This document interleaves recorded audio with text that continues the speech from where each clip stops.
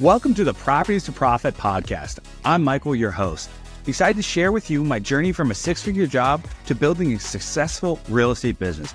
Each episode will explore various aspects of real estate investing, from wholesaling and flipping to managing rentals. I'll share the lessons and insights I've gained, aiming to help you avoid mistakes and achieve your financial goals. Expect guest experts, valuable tips, and practical advice to guide you on your own real estate journey. Thank you for tuning in. If you find any value in this podcast, please subscribe, share, and follow me on social media. Let's turn properties into profits together.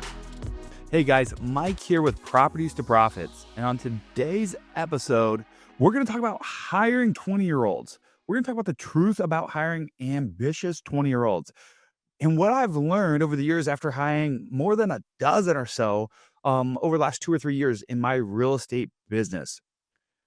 The issue with them is we love their energy, right? They come hungry. They want talent. They want to grow. They'll do whatever it takes. They don't always have the families that the rest of us do. They can work a little bit more. They're driven. And they have the dreams of having a car. They talk about wanting that six-figure salary, but no one just giving them an opportunity. They want to buy their first property, and it's going to change their life. But here's what I've learned. Just wanting success and being ready for what it actually takes are two different things. Very different things. I think most of us want a different life.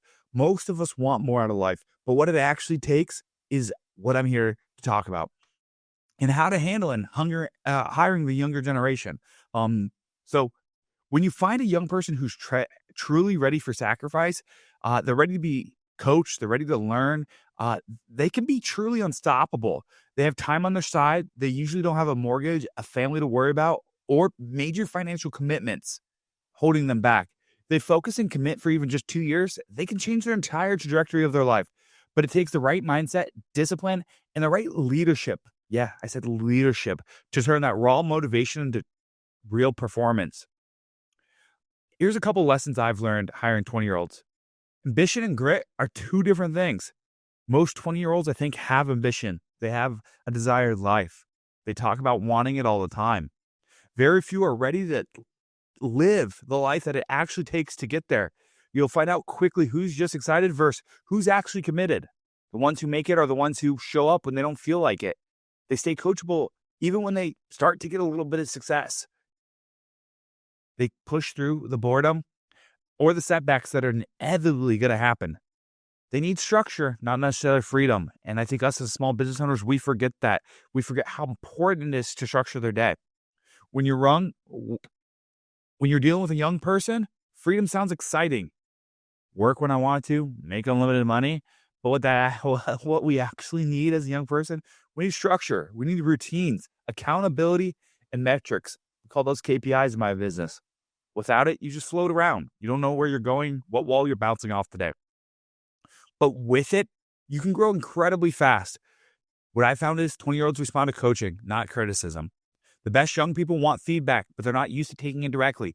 You can't just say you're doing it wrong. That's what I do most of the time. You have to connect feedback to their life goals. What's important to them? What happens if they fix this? It'll help them get to X, whatever that thing is for them. When they feel like you're invested in their growth, they'll run through walls for you. I've seen it. They learn by watching, not necessarily just listening. You have to stop, slow down, repeat the thing say the same thing over and over, have them repeat back to you a lot of times to get them to grow. You can tell them what to do 100 times, but they really learn by seeing it, by you coaching them live. When they see someone else closing deals, solving problems, and leading with confidence, it starts to click with them. If you're just hiring 20-year-olds, don't tell them. Make sure you're showing them. Here's what I've learned even deeper, the hard truths when you're dealing with people under 30. The biggest issues I've seen, they don't understand how much actual work it takes to double or triple your income. They think growth is fast and it's linear. And they think if they work hard for months, the raise or the promotion will just happen. But the truth is, in business and in life, you don't get the raise until you've proven you can handle the responsibility of the raise for 6 months or more, especially in a small business. It can be hard for us with cash flow. You don't get paid for potential. This isn't the NBA, the NFL, NHL, or NBA. or a MLB. It's not a three-letter sport, right? You get paid for proof. What have you actually done recently? Not last year, 2 years ago, or 3 years ago. No one cares. The thing with dealing with people under 30, a lot of times they haven't been hit with real life adversity yet. Losing a job, having bills pay up, unexpected expenses, transmission, house issues. So when those moments happen, when they're working for you, they often crumble instead of growing through it. And they need you as a leader to step up and solve their problem for them. They need help coaching through those issues in life. They just haven't built that mental muscle yet to keep going when it's hard. And a lot of times, they're not ready to hear the truth. So you got to break it down for them in the nicest way possible. They think they already know everything. In this instant gratification world we live in, all the answers are there. And it's just going to happen. You have to try to coach them. And instead of listening to them, they defend their perspective, even though they haven't lived enough to know what they don't know yet. What we've kind of pivoted to is struggling to deal with 30 and under crowd. We've realized hiring more experienced professionals, people who've already been through life and overcome adversity, has really helped us. We've found people who are in the workforce, have families, have performed better, more consistently for us. They show up when adversity hits. When the relationship's not going well, they still show up. When the kid struggles to get to daycare or whatever, they still figure it out. When the car breaks down, when they get behind on rent or the mortgage, they still figure it out. And they understand growth doesn't happen overnight. They don't expect big raises every day. They know they have ups and downs, and they're better at handling the feedback. They want more coaching. They've realized they haven't got enough of it, and that's why they're where they're at in life. They've been told no before. They've been told no before, and they understand no is part of the process. They've had tough bosses. They've had moments in life when they get punched in the face and they get back up. That maturity makes them easier to coach, more consistent, and ultimately more reliable when things get tough. And that's what you need in a small business. That's what I found anyway. It doesn't mean we stopped hiring young talent, but we now understand that 20-year-olds who succeed are the exceptions, not the rule. They're the ones who are willing to humble themselves, learn from experience, and stick it throughout and grind. If you're hiring men and young talent, give them structure and clear expectations. Set timelines that teach them patience. No instant rewards. Be brutally honest, but show them it comes from care. Pair them with people who have been through the tough things in life and can model how to continue through adversity. When you lead this way, you'll filter out the ones who just want the paycheck from the ones who truly want growth. The ones who stay will become killers, disciplined, coachable, and driven by results, not feelings. This works because success isn't just about skills. It's about resilience a lot of times. The people who stay in it longer typically have the best results. When you combine youthful energy with maturity and structure, you create a powerhouse. But if you only have energy with no grounding, it burns out real quick. Ambition is easy. Consistency is rare. You need to find consistency. You'll get promoted for effort. Remember that. You get promoted for results that are sustained over time. Experience teaches us what motivation can't. Best teams blend youthful hunger with seasoned maturity. You're under 30 and listening to this. Slow down. Listen to the people who've already done what you're trying to do. Be willing to prove yourself before you ask for the reward. If you're a leader, hire for hunger, but coach for humility. Experience still wins in the long game, guys.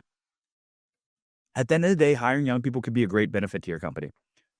But if you're not going to structure them, you're not going to help them through their life problems and really be able to coach them, it's not going to work out for you or them. And a lot of times it puts them in a worse spot. And so you got to know yourself as a leader. Do you have the time to help them out with all their life needs? The 26-year-old who's got the house and they're struggling to make payments because they've been like that the whole life. The 27-year-old who kids just starting to go to school, but they're still struggling with the bills because they've worked at dead-end jobs their whole life. I know you want to provide them an opportunity, but the opportunity is only an opportunity if you really dig your heels in and you're patient enough to coach them. In the past, I haven't been patient enough to coach 20-year-olds. I'm really working on that because there's a lot of potential in 20-year-olds. They are a growing presence in the workforce. And we've got a young 26-year-old kid who's been through some things. But here, we've coached him, And now he's having 15K months. But it's because we were patient with him. Whenever he's got a life problem with allergies or sinus issues, we help him through all of those things. He's relatively new to being on his own. And his parents weren't always there for him, the way that some of us were fortunate to have parents coach us through things. So that's what we're finding when dealing with young people. This isn't about not hiring them or hiring them. It's showing you the differences that sometimes when you hire someone a little bit older, you don't have to be as good as a coach or good as a leader. They should have those basic necessary items already. But if you're going to go after the young talent, the person that's hungry and driven, ambitious, you have to slow down a little bit. Set expectations. They don't know what real work is a lot of times. And you're going to end up causing yourself a lot of headaches and more pain down the road if you don't handle it. So I hope you found some value. If you did, make sure to reach out to me and share this on Instagram. Thanks. Thank you for listening to the Properties for Profit podcast. I hope you found today's episode valuable. If you enjoy the show, please subscribe and share it with others who might benefit. Follow me on social media for more updates and tips. Until next time, keep turning properties into profits.